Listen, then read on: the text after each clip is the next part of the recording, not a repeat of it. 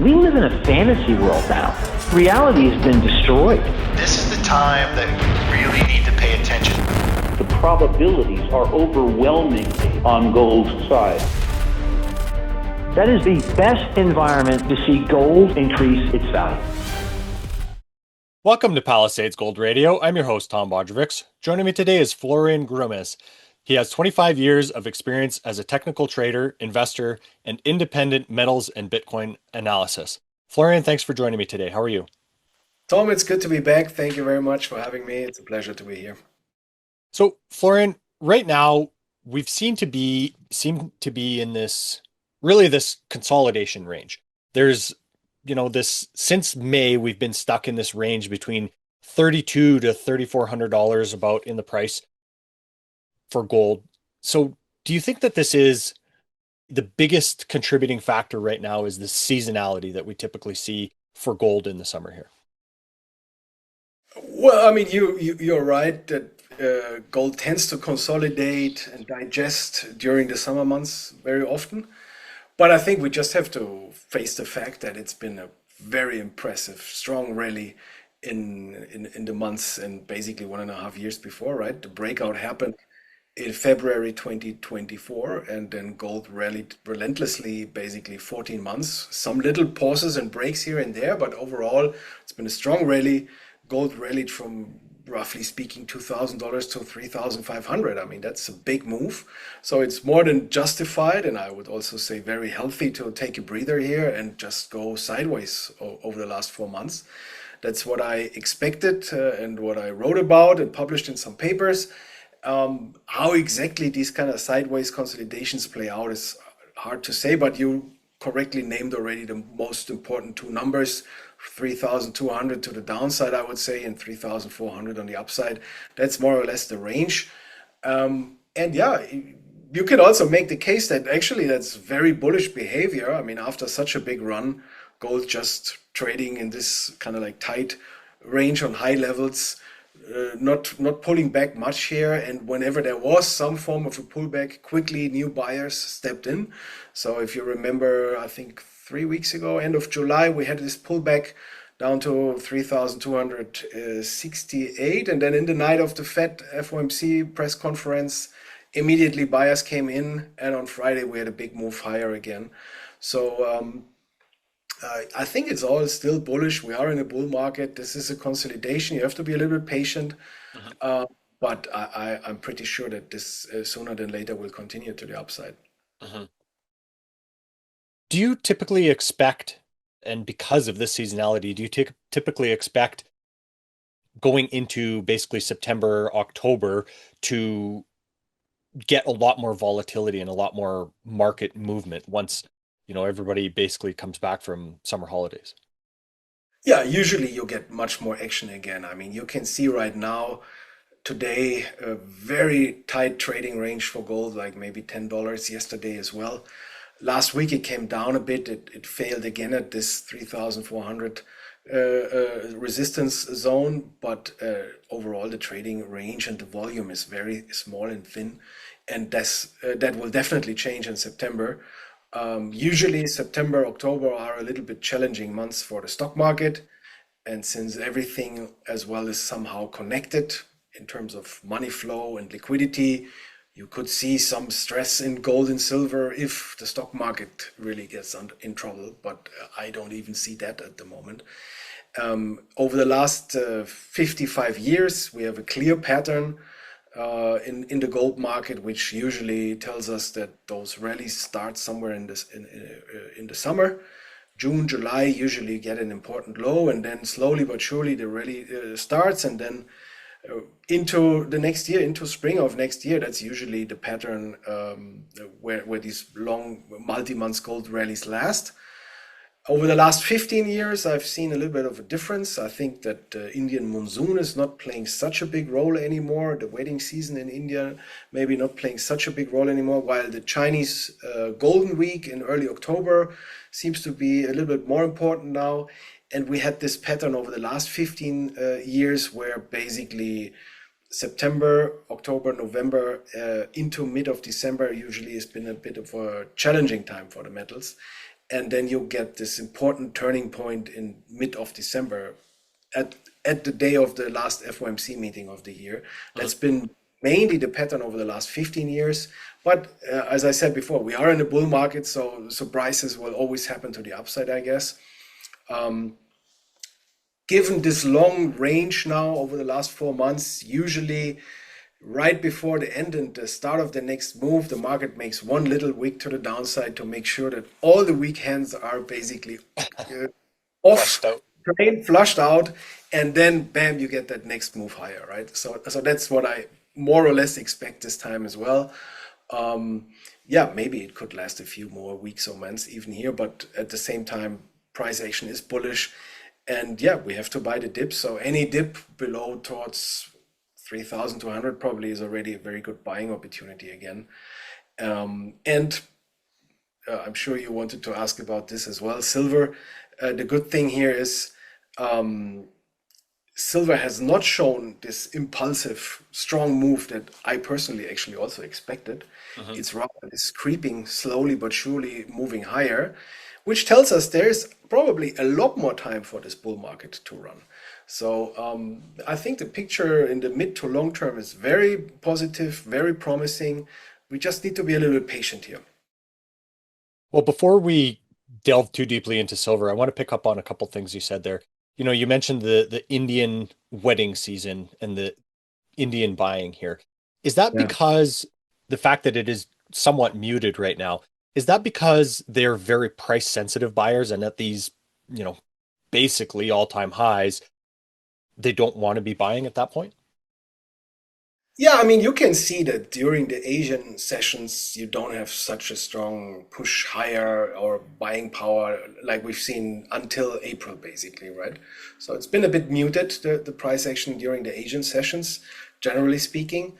Um, and I think also it's just a change of the Indian society, you know? I mean, it's not like such a rural population like it used to be the last 50 years. I mean, this is a booming country. I mean, it's many people hope for India to take over China. I'm not sure if this is really realistic, but we know that India now is very tech savvy. It's a young population, lots of young entrepreneurs, big companies we have never heard of, and those companies have 50, 100, 500 million clients sometimes. It's probably not as it used to be, where you had this rural population who immediately invested in gold when the monsoon was going well. You know, like that was the classic traditional pattern over the last 50 years. And I just don't think that this is, it's still there, but it's not so strong of an influence like it used to be. And that's my takeaway here. And again, what we've also seen that, of course, the influence from China is much stronger nowadays. And if there's this famous golden week in China where they do holiday and nobody's trading gold and silver, suddenly the paper shenanigans in the Western world have an opportunity to slam prices down. So that's also something we've seen over the last few years. And we always have to keep that in mind. So that would be the first week of October. Generally speaking, gold is in a bull market. I think even if there's peace negotiations now with Ukraine, etc., the main driver is the central bank buying gold in the emerging markets in China, also the Indians buying gold, but also Western central banks are starting to understand that they need to diversify themselves. And this is still rather in the beginning that at the end. So I guess this trend will continue, and any larger pullback here will immediately bring strong physical buyers into the gold market. So I'm not worried that we're seeing here a big pullback towards 2,500, or I think the worst case would be already 3,000. And even that, I've been saying this since April. I don't believe we're going to see that again, that number. So it's all looking good. We just have to be patient, accept that this is a breather. Sometimes it takes a little bit longer than we would wish. Such a digestion needs, but it's normal. Well, you mentioned central bank buying, and that's something that I wanted to get to. Have we seen basically an end to that or pause in it? How do you see that as a big demand within the gold market that has, been a major factor up until this point? Look, I mean, even if we have a peace treaty here for the Ukraine in the next few weeks, maybe that's already best case. The situation between China and America is not going away. It's not going to be solved because of that. Instead, we're probably quickly going to see other places lighting up and new problems somewhere else.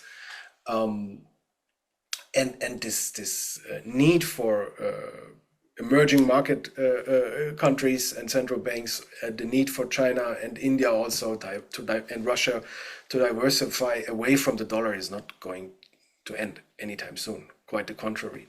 So I think this is a trend that can last 5 years, maybe even 10 years, who knows? Of course, it depends also on the policies in America, but I mean, you can see like how aggressive the Trump administration basically is trying to bring in business, trying to negotiate tariffs, trying to basically tell everybody else what they have to do. And the uncertainty in the world is still very high, probably at record levels over the last 50 years. So I don't think that this is going away at all. But central banks would never tell you, now we're buying gold today. You know, like they also need to act a little bit like as contrarians, or at least a little bit in secrecy, or at least trying to get a good price here. So you will learn in hindsight normally that they have bought again, right? So that's usually the pattern. So I'm very sure, as I said before, if you see a little bit of a pullback, you're going to see big buyers, institutional buyers stepping in. Into the gold market, physically buying gold, and that's then where the price immediately gets supported. So I mean, that's anyway the big story for the gold and the gold market over the last 2 years. The physical market is taking over and controlling the price finding, right? I mean, I think we've talked about this in our last interview quite extensively. That's going on, that's not ending, that's still in the making, right? And I mean, we've just seen 2 weeks ago when these tariffs on Switzerland got announced, and then suddenly the spread in the gold future like gapped up and totally messed up, and the Trump administration quickly had to change the tariffs that they announced in terms of like, yeah, we're excluding the big gold bars. I mean, this is not over. This is just slowly but surely continuing. And again, I think that's why we also see this very bullish consolidation on very high levels. I mean, after such a big move, just from a classic kind of like Fibonacci perspective, or just say you go and make 2 steps ahead, and then to consolidate and digest and rest, you take 1 step back, right? I mean, we haven't seen anything like that in gold. I mean, I think we probably have not even corrected 20% of the rally that gold has done since last year. So it's very bullish, it's very strong. It tells you that immediately prices dip, immediately big strong hands coming into the market. And that can only be central banks. Florian, you mentioned this idea of physical demand. And of course, we've seen the Shanghai Gold Exchange kind of become a lot more prominent and a lot bigger of a demand vector, let's say, for physical gold. Do you think that this is, really starting to take away pricing power for the West, or is there more profound of a role that it's also playing there? It is taking away pricing power for sure. I mean, that's what we've seen over the last 1.5 years, or the last 2 years. I mean, actually, since the triple low at 16.15 in October, November 2022. So this is nearly 3 years ago already that we had this triple low. Back then, the first news came out that the Chinese central bank is buying gold, and then you could see more and more volume in the Shanghai Gold Exchange, and at some point we even saw these double-digit premiums for silver over there. And of course, behind this there is this geopolitical strategy. So we have to be very clear about this. But it's more complex than just this. We have seen that the ETF buying power in the West has been basically non-existing, and now is coming back maybe over the last 6 to 9 months. Slowly but surely it's catching in. But the whole rally is being driven in China. That's very clear. And as you all already said, they still encourage their people to buy more gold, and the People Bank of China and the Shanghai Gold Exchange, which is owned by the People Bank of China, they still basically push the people to buy more gold. So even at these prices, right? So it's very clear that this is one part of the strategy of China. That's where they attacking the American hegemony basically via the US dollar and the gold. And I mean, historically, this all makes sense. And we all know as gold bugs that this is the Achilles heel of America. And it's playing out slowly but surely. The Chinese have a long-term plan here. I'm fascinated reminding myself like 20 years ago when we started to learn about the Chinese buying gold and how smart and long-term thinking this strategy has been. Of course, as gold bugs, we always want to see gold at 10,000 tomorrow, but realistically, it takes more time, and actually that's also how change over time can evolve and happen, right? I mean, a drastic change from one day to another usually means chaos and anarchy. So if it's rather slowly playing out, it's probably a better and more sustainable and more orderly change. So I think the Chinese know exactly what they're doing here. Well, I mean, to that point, Florian, it seems like, and taking silver as the example here, of course, the last time we spoke, you figured we were going to be at, let's say, $50 kind of by the end of spring here. Right. But do you think it's actually a much healthier market much healthier both for the metal and the miners involved as well, to have this kind of slower build and less volatile type price movement? Right. No, I totally agree. Exactly. So I'm the first one to admit that I thought silver would be at $50 by, let's say, spring, early summer this year. Because if you look back, usually you get this impulsive move in the silver market at the end of an intermediate rally kind of situation. However, we have seen a nice rally in silver. It's been strong. It's up more than 40% since that low in early April. It was a very strong April, May, June, even into July. But we haven't taken out $40 yet. And as you explained it and described it, and I also mentioned it before, it's been much slower in creeping. You had like one sharp move and then a few weeks of sideways consolidation and then the next move. And I think that's much more sustainable and much better in the longer run for gold and silver, because if you would get this final vertical spike in silver in a few weeks, silver runs to 50, that would tell us, oh, okay, caution. Now we're probably ending that move that started last year in February. And now the metal's really going into a bigger correction. But we haven't seen anything like that. And as you described, silver is moving higher, but in a muted kind of fashion. And that tells me we have much more time. The best is still to come in this specific phase of the rally that we're in right now. And so I think it's positive. It's actually much better than I anticipated, even though we're not at 50 yet. But I'm very sure we're going to move to 50. I think it's a magnet now. The market will want to see it. And it's also true for the mining stocks. I mean, it's very impressive. A few weeks ago, I worried, maybe it's the wrong word, but a little bit cautious. I became, because I saw all these financings coming to the market, and many of those suddenly were able to double the amount of the placements, right? So there was super strong demand, and usually in the past that told us, yeah, be a little bit careful, the market might be a little bit toppish here. There's so many people throwing in money at maybe mediocre kind of projects and companies. But here we are, market holding up really well. TSXV looking really well, GDX, GDXJ, it's all looking really positive and well. And I don't see any signs of an immediate turn and a strong big pullback here. Instead, it seems like the market is just pushing slowly but surely higher. So yeah, it's really looking promising. And the fact that silver is not impulsively spiking, but rather slowly but surely pushing higher, I think it's good. It's positive.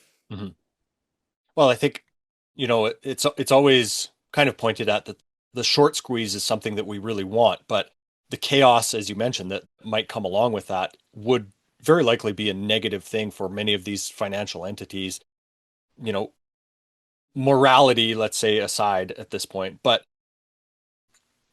it's interesting to consider what this actually means for the industry as a whole to have these more sustained price levels rather than just a super volatile type move.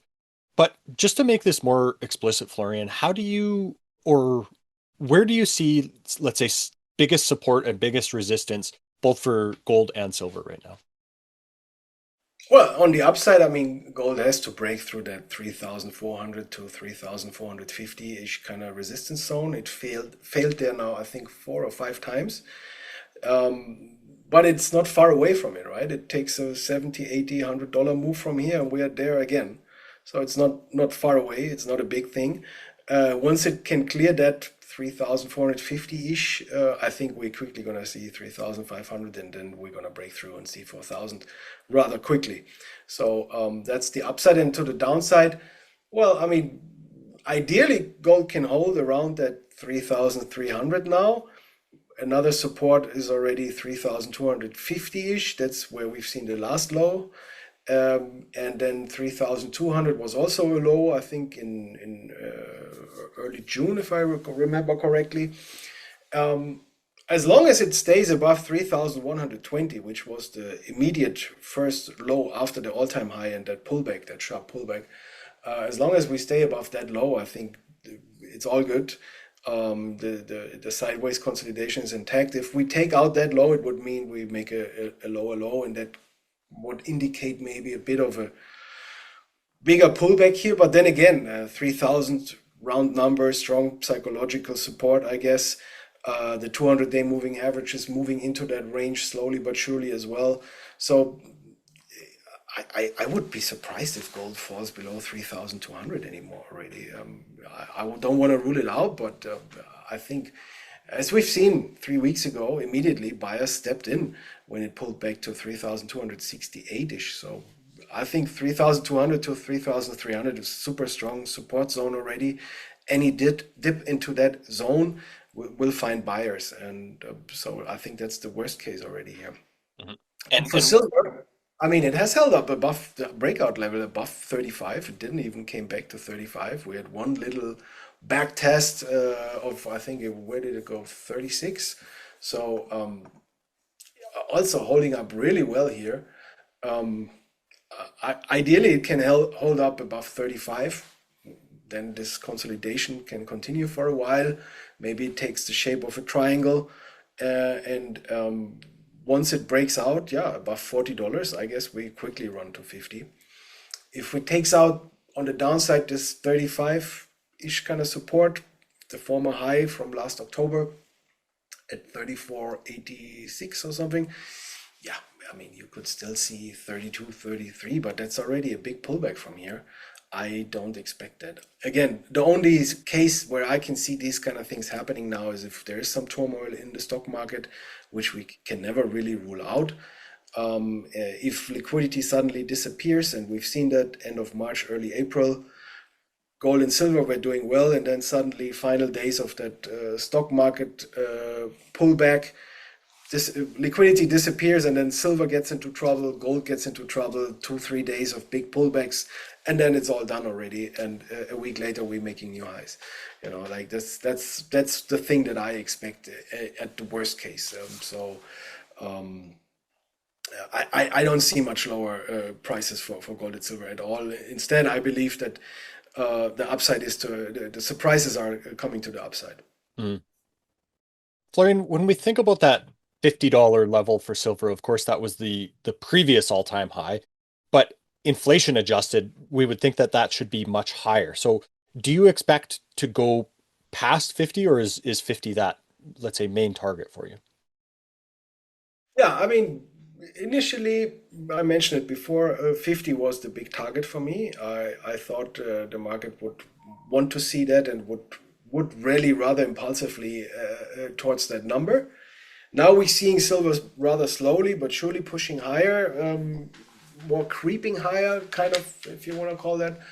And that actually tells me that the likelihood or the probability that we're gonna push through $50 and just maybe see a few days or a few weeks of consolidation around that big number, and then continue towards 55, 60, 65, 70, 75-ish, is actually pretty high, the probability for that scenario. It's increasing now because silver will not arrive at that $50 totally exhausted after an impulsive spike. It will arrive, yeah, in a strong fashion, I guess. So, I mean, I'm always a fan of like taking the markets as they come, step by step. It's always difficult to exactly lay out a scenario in the future, which nobody knows. I don't have a crystal ball, obviously.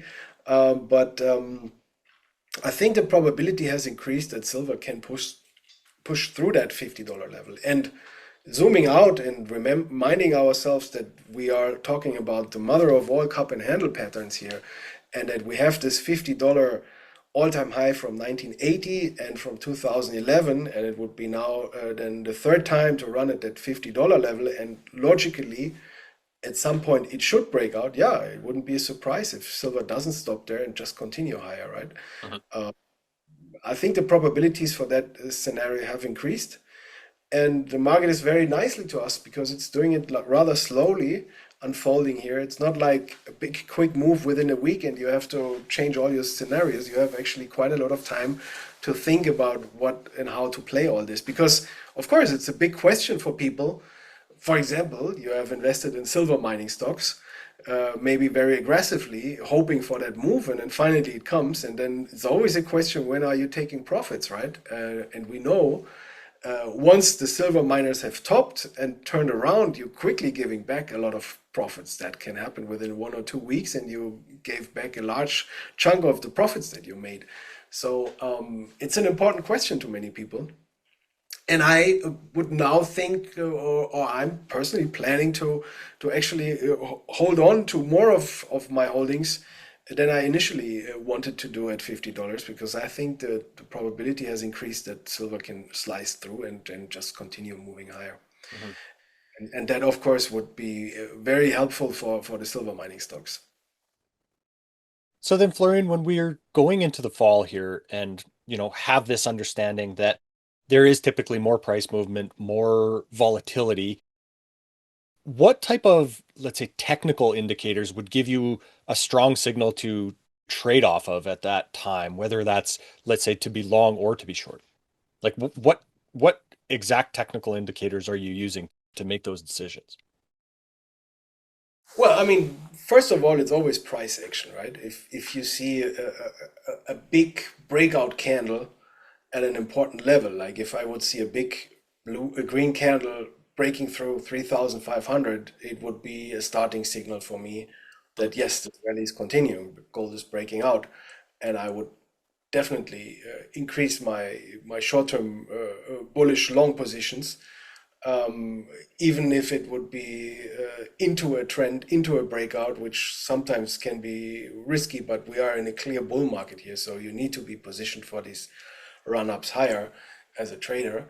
And on the other hand, if I would see like the stock market really getting into trouble, I would definitely automatically reduce risk all over all the sectors I'm invested in, simply because we know that it's an overvalued market. We know that margins are like, I mean, excessive margin trading. I've seen a chart recently where it was much higher than any other top in the past.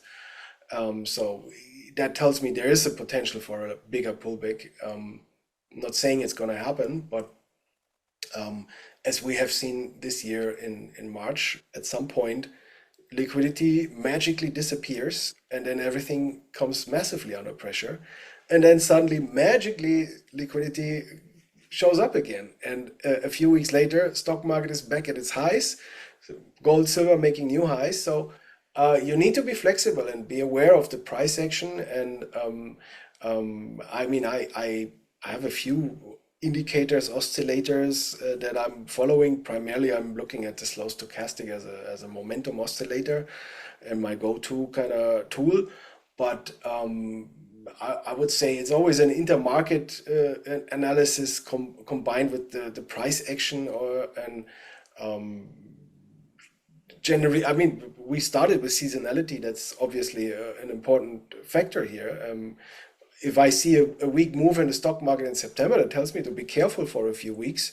But it also tells me, okay, but mid of October latest, you want to be getting really bullish and you might get really nice opportunities in the classic stock market simply because it pulled back and then the year-end rally usually starts. For whatever reason, liquidity magically appears again, comes back into the market, and then 2 months later, you have a new all-time high in the stock market. I mean, that's been the pattern over the last few years, while everybody was spooked and then trying to short the markets. Yeah, it turned around violently. It's always a combination of quite a few factors, actually, and seasonality is an important factor. So right now, summer doldrums, hands off. You don't have to be aggressively over positioned here. Make sure you have some liquidity at the side. Also, like to all the traders with leverage. I mean, Jackson Hole week is always challenging. You can get crazy moves in both directions. Better to do nothing and just enjoy life with the family or friends at the beach, you know. But as you rightly pointed out, the action will come back second week of September. Yep, that's when the action starts come back.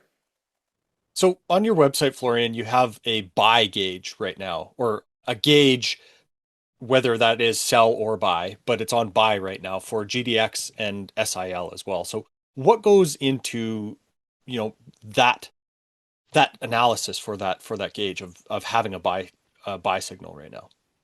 Oh, it's mainly technical analysis, stacked a few indicators, time frame analysis, different time frames stacked over each other, and then basically a set of rules, and that's basically how you come to these conclusions. So it's all automated with formulas, quantitative. Yeah, it's good stuff because you need to understand. I mean, you have so many signals the whole time, and you need to put one edge above the other and filter out all the noise. And of course, if you want to understand where you are in the market, you need to look at different time frames. You always start at the monthly and weekly chart, and then step by step you zoom in. So gold on the monthly chart, we are in a bull market, no doubt about. Weekly chart, we are in a consolidation. Daily chart, we're also in a consolidation. 4-hour chart, we have seen a pullback, and we might see a buying opportunity in the next few days, maybe after Jackson Hole, because it's getting oversold in the short term. So, and you stack these kind of things over each other, and then you get good signals with high probability. So as this bull market is evolving, do you see like the miners playing an especially important role for investors as we are maturing here? I mean, if you look at a long-term chart of the TSXV, the Toronto Stock Exchange, the venture, it's far away from its 2011, 2012 top. It's even further away from the 2007 top. It's unbelievable because you need to remind yourself that these mining stocks got into big trouble during the financial crisis, and many never really recovered. And it took 15, 20 years now for this sector to slowly come back to life. I think we are far away from any euphoria stage here. As I mentioned before, these private placements, even if it's mediocre companies, have seen huge investors' demand and interest.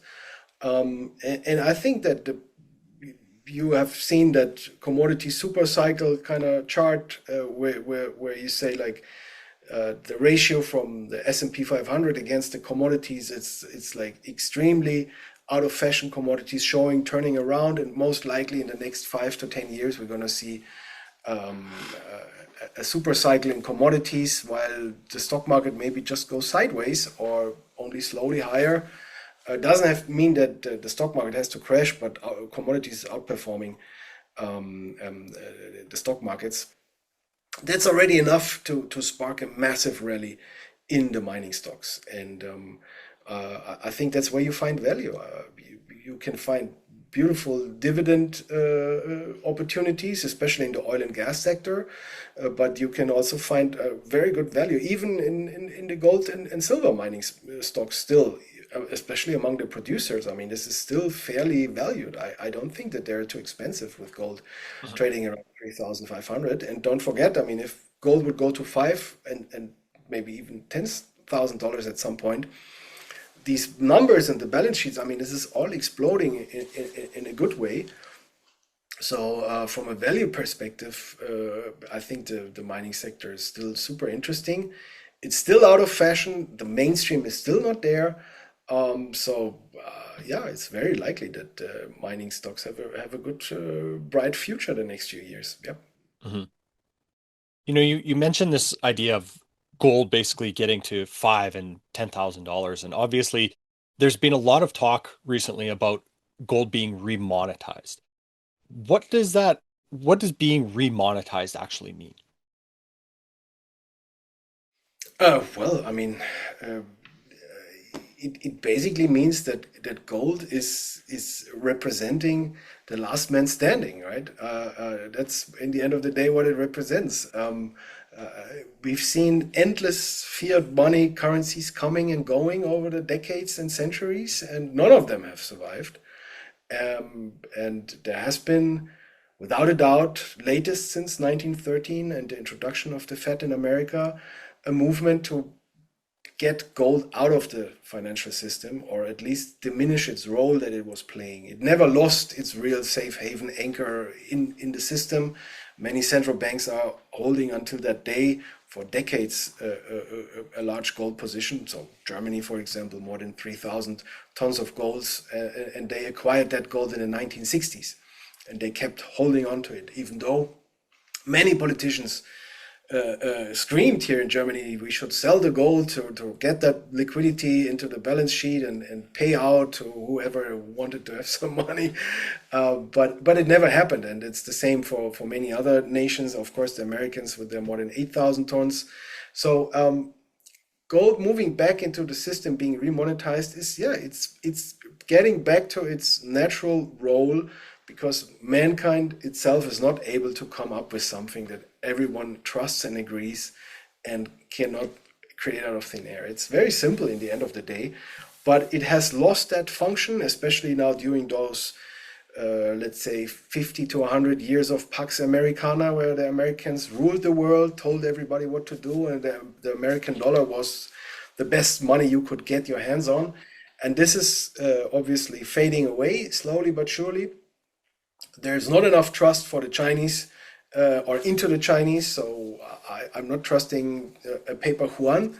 But if that yuan is being backed with gold, or if I can use that paper banknote or that digital note and go to the department of the Chinese Shanghai Gold Exchange, somewhere wherever they have their branches, then, and exchange that into physical gold, yeah, that gives a lot more trust and confidence, and that will obviously make me much more interested in using that currency.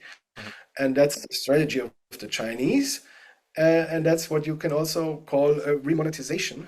Gold is becoming money again officially, not only unofficially and amongst the gold bugs who know history, but also like more and more into the mainstream, and slowly but surely people in the mainstream are accepting it again. I mean, there's been huge changes. If you look at Basel III and the role of gold that is playing now, I mean, this is all coming together and very, very much supporting the prices, right? So I could write a book and talk with you now for a full week about what it means to remonetization, but at the end of the day, mainstream accepting gold as the last man standing. Mhm. And of course, the Fed has written about this recently, and it didn't seem like it was in an overly positive way. Is this, in some ways the first denial of gold's real value, and this is just kind of like a signpost on the way to that, as you said, the last man standing. Yeah, I mean, if you go back and study the Fed and their relationship with gold, it's very interesting and intriguing as well. Because I mean, Greenspan has been the one who basically also repeatedly said that gold is money. And I think before he became Fed president, he's been very much pro gold, and then of course had to change his official view. But I mean, we can see that I think the influence and power of the Fed is slowly but surely eroding here. I mean, next year, I'm sure that Trump will bring in a rather dovish kind of Fed chief. And the finance minister Bassett, I mean, he's clearly pro gold. Yeah, I could even imagine that those guys around Trump, they maybe come up with their own US dollar stablecoin if the Fed doesn't want to lower rates rather quickly. Who knows? I mean, there is a lot of things going on. It's very disruptive and a pretty crazy situation. I'm not sure that the Fed will be able to continue the way they used to manage officially the money supply of America. I don't know. Honestly, I just wouldn't bet on it that it will continue the way it did the last 50 years. Simply because within America there's already so much pressure and intentional change through the Trump administration. So it's going to be interesting. Mhm. Florian, of course, you look at a lot of ratio charts as well, and you've kind of mentioned the TSX, which is obviously where many of these mining companies are traded upon. But how do you use the Dow to gold ratio? Where does that come into your analysis, and what does it end up telling you? The Dow Gold Ratio is a very big picture analysis, and that means you compare the blue chip of America, the stock market, against the gold price. And usually one of the two asset classes is outperforming the other one. And if you zoom back, we have data for the Dow Jones going back to the early 1910, 1920s. And of course, we also have the data for the gold price going back to $20, 100 and something years ago. And if you divide those two, you get this ratio number. And then you can create a chart over the last 100, 120 years. And you get an idea how volatile in the very big picture those two asset classes have traded against each other. And there have been times when the stock market clearly outperformed gold. And so during that time, you didn't want it to be invested heavily in gold and silver and precious metals because there was no money to be made. That, for example, has been the 1980s, 1990s. Gold was dormant, going nowhere, and the stock market went through the roof. There was a time when computer hit the scene and when Microsoft became famous and software was slowly but surely taking over, and then until the big internet bubble in the late 90s. During all that time frame, that was 20 years, you needed to avoid gold, actually. If you would have been a stubborn gold bug, insisting that you needed to have your 25, or some gold bugs have 100% in precious metals, during that time frame, you've been slaughtered. It was merciless. It was terrible. Totally wrong decision. You had no business in gold and silver during those 20 years.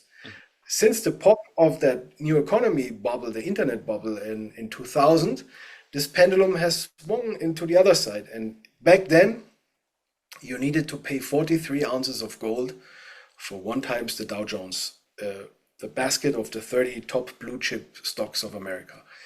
Now, I think this ratio sits around 12 or something. It came down hard initially, of course, through the stock market crash, but then also through the rally in gold from 2000 to 2011. And now we're seeing that this trend that started in 2000, 25 years ago, is still in place. Generally speaking, gold outperforming the traditional big blue chip stocks in America. That doesn't mean that you can have a lucky hand and buy Nvidia at the low and outperform everything, but then you are a stock picker. We're talking sectors here, and gold clearly outperformed the stock market. So you have all the reasons to believe that this continues for now into the next 5 to 10 years. And that also tells you very clearly you need to have a very healthy gold allocation in that environment, in the big picture analysis. So I assume if you go back and look at this ratio chart over the last 100, 120 years, and maybe you can share one here during the interview so the people or the viewers can see it. This ratio has been swinging from 1 ounce of gold for the whole Dow Jones at the top of the last gold bull market at 1980 to a low of 43 ounces of gold at the top of the internet bubble when stocks were really doing well and gold was completely out of fashion. And I assume now it's on the way back to maybe 1-to-1 or 5-to-1. That means you pay 1 or 5 ounces of gold for 1 times the whole index of the Dow Jones. And it's a very simple strategy. It's a beautiful long-term simple strategy. You just need to switch between gold and blue chip stocks and you should do really, really well. And most likely we are seeing an extreme euphoria peak in the gold price in the next few years, and not necessarily a panic low and a crash in the stock market, but maybe just going nowhere, sideways, consolidating, or just not being able to keep up with the impressive performance of gold and silver. That would be one scenario. Of course, many gold bugs assume a stock market crash, which would take that ratio quicker to a 1-to-1 kind of situation. I mean, there's many ways how to get there, but overall, the Dow Jones Gold Ratio analysis tells you which is better, gold, silver, precious metals, or stocks. And in the big picture right now, you still want to bet on precious metals and gold and silver.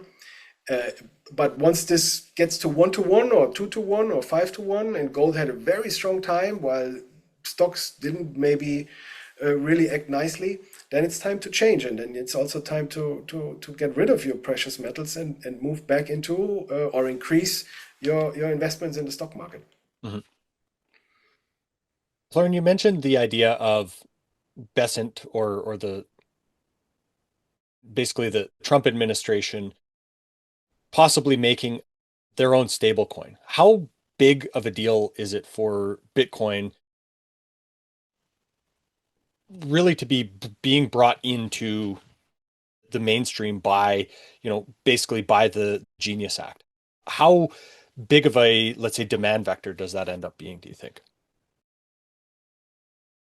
It's a good question, and it's a tricky question. The regulatory change for the whole crypto space, the digital asset kind of space, is huge. That has happened since Trump took over. It's unbelievably huge.